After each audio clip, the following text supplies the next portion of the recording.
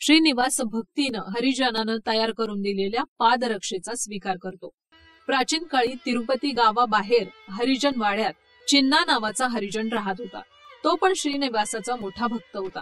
तो चमड्याच्या पादरक्षा बनवून आपलं पोटपाणी करत होता। एके दिवशी त्याच्या मनात श्रीनिवासाला पादरक्षा बनवून अर्पण करण्याची इच्छा झाली।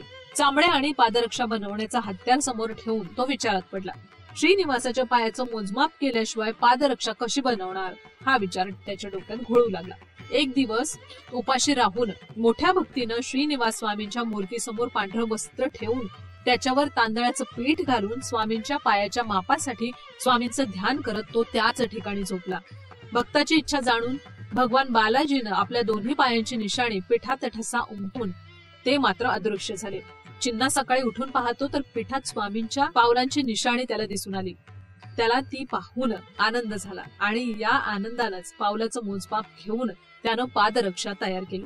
त्या पादरक्षेला फुलमालेनं सजवून आपल्या डोक्यावर घेऊन श्रीनिवासाला अर्पण करण्यासाठी तो अल्पिरी या ठिकाणी पोहोचला। हरिजन चिन्नाचे हे काम पाहून तिथल्या लोकांनी त्या अस्पृश्याला पर्वतावर चढण्यासाठी मात्र मनाई केली।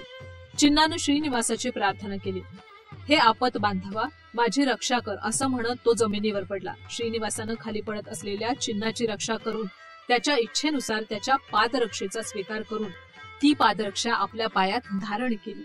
श्रीनिवासाचा आशीर्वाद घेऊन चिन्ना आनंदित झाला। हे भक्ता, तू लवकरच माझ्या जवळ येशील। तुझ्या या पादरक्षेला मी अर्ध्यानंतर तिरुमलाहून खाली आल्यावर धारण करून मंगलापूरला पद्मावतीला भेटायला जाईल आणि परत येताना पुन्हा येथेच सोडून आनंद निलयास जाईल। आज पण अलिपिरीत श्रीनिवासाच्या पादरक्षा आपल्याला पाहायला मिळतात।